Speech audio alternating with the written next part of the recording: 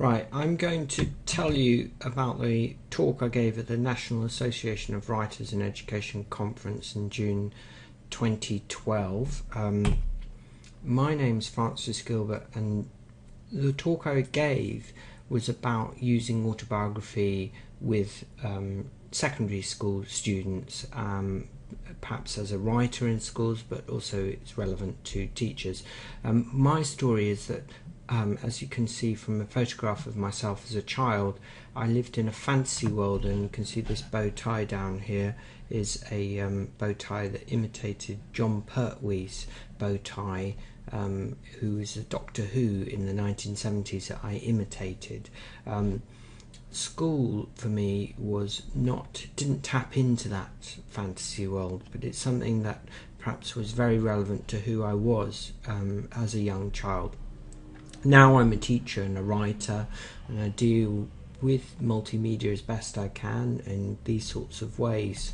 And I'm very interested. My research for my PhD is about the ways in which we use autobiographical discourse in the classroom.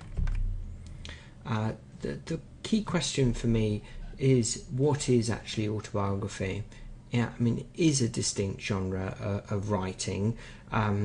It's predicated on notions of the self, so it's based around this idea that we have an individual identity and we make choices in our lives that really shape us, and that our feelings and thoughts are really important. So it explores the self, and we see it emerging as a genre in the late 18th century with a writer like Rousseau, who in his Confessions for the first time ever explores feelings, and so he will have pages devoted to perhaps very small incidents like walking in the dark, but he will explore his feelings. There are moments of the real that autobiography explores. Lacan's idea of the real is what happens beyond language, and I think that the best autobiographies are constantly reaching for the real in the double sense of the word, what is actually really happening, but also for stuff that is beyond language. Increasingly, I come to realize realism in itself is a construction. It is a kind of discourse that has evolved from our scientific society. It's quite distinct from the sort of religious discourse that was very predominant before the 18th century. And working with children makes me aware just how constructed realism is. For example, I've got a case study in my research which examines a child that blurs the boundary between computer games and his own life. So he will talk about machine gunning people or flying in the same breath as getting breakfast with his mother, and that sort of blurring happens particularly with younger children who haven't made the distinction between fantasy and so-called reality. My research looks at 11 to 16-year-olds, and this is what I'm doing for my PhD. Looks at the importance of reciprocity. This is the idea that when a writer or a teacher shares their own autobiographical stories, then you get more back. And I tend to tell stories about being bullied as a child at school to my pupils before I ask them to do anything. Fiction, I've found, becomes liberating in an autobiographical context. That when you say to children you can make things up, it really gets the juices flowing. There is a heavy element of therapy in all of this, although that is complex in itself, and I'm sort of suspicious of sort of autobiography being purely therapeutic. There's also a lot of kind of evidence that children think through writing, and we do, and that there is a movement called thinking writing, which is particularly relevant to my research. At the core of all of this is the notion that a good story is really at the root of a successful sort of autobiographical piece of writing. A researcher called Pennebaker, who worked with many people who were ill and diseased and got them writing diaries, journals, accounts of their own illnesses, found out this interesting fact that perhaps they got better faster if they wrote a good story about their illness or disease. And he writes, across multiple studies, it is beginning to appear that individuals who develop good stories and who are able to change their perspectives from one writing session to another are the ones most likely to show health improvements. The linguistic analyses then suggest that people need to change or grow over the course of writing. And that's from Pennebaker writing in a fascinating book, The Writing Cure: How Expressive Writing Promotes Health and Emotional Well-Being. Also connected to my research is the idea of the aesthetic autobiography, which is basically about looking at writers like Proust, Joyce and Woolf and Annis Nin, who take aspects of their lives and transform them in their fiction. She writes, now Banting writes, the autobiographical novelists drew first from their personal everyday life, cultivating perceptions selectively, which could then be transposed into their fiction.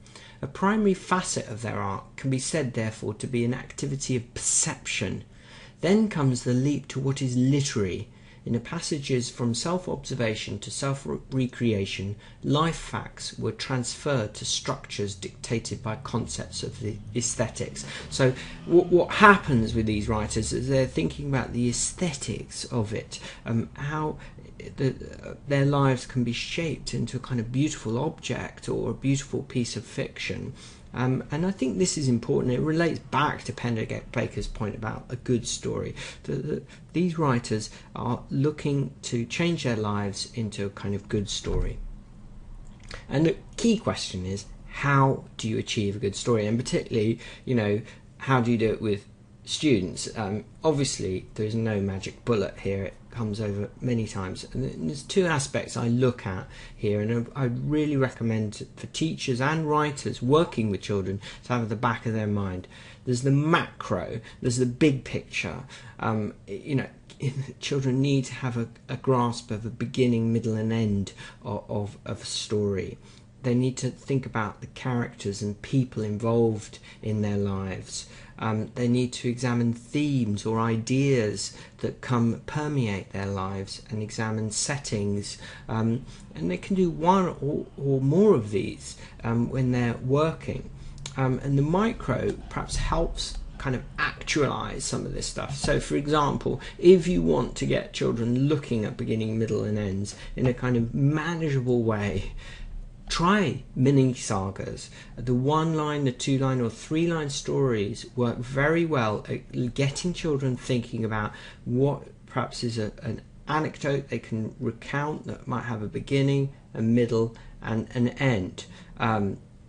It might be, for example, the first day of school. It's a classic staple of the school autobiography, and it might be the beginning might be their feelings and what happened when they first arrived at school. The middle might be some sort of complication, encountering a difficult teacher or a pupil, and the end might be some sort of resolution of either running away from that bully or befriending the teacher, or whatever it is. So you've got a 3-line story that you're getting children to write, and getting them to write without worrying too much about the grammar of it. Getting children to write down adjectives about their favourite kind of characters in their lives, their mother and father or teachers, is relevant. Thinking about the nouns that are associated with particular people. So, for example, teachers, you've got the kind of interactive whiteboard now, you've got the pen, the red pen, and then verbs attached to people. It might be friends that they run or jump with. All of these sorts of one-word exercises help children focus, first of all. And so the beginnings of sort of working on autobiographical writing, start small, start with the micro. Abstract nouns are very good for thinking about themes. So, get children to think about an abstract noun connected, say, with a particular character in their lives, a grandparent, say, and it might be loyalty or faith or love, and then examine settings, the adjectives, nouns, verbs attached to it. Get them thinking about the 5 senses and the 5 W's, which I'm going to go on to now. At the root of this is using writing as a thinking tool.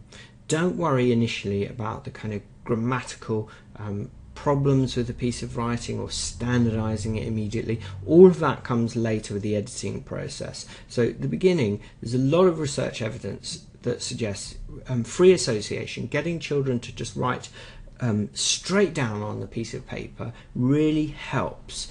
Free writing, so you might just say to a class, right, you've got 3 minutes right now, write everything you can think about connected with your primary school, say, or and they can even write down blah blah blah blah blah until they get going, but the point is they carry on writing. Now the first goes at this, it may not be so productive, but once they get into the practice of it, believe me, it's a very successful activity, and it works well with adults too. Memory triggers. Using the 5 senses is at the root of this, and memory triggers, particular things that trigger memories are really useful. So the blindfold, or the feeling the textures of objects, can really help, and we're getting them to write about that. Sweets are very good for promoting memories or provoking memories. Smells, perfumes, sweets, foods, walking about in particular areas that they know well, and getting them thinking about these things helps.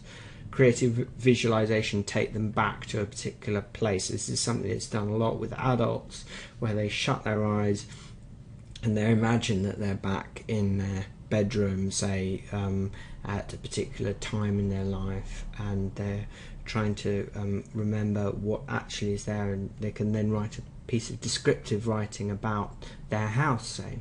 Sound effects are useful for helping, familiar storms, rain, all of which can be got free on freesound.org as MP3.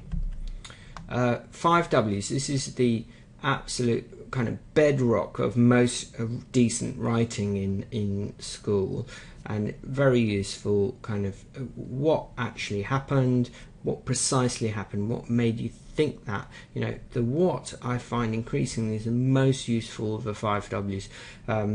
Where did it happen? Who is involved? When did it happen? Why did it happen? All of those things will help them, focus on a particular incident and draw out and get detail.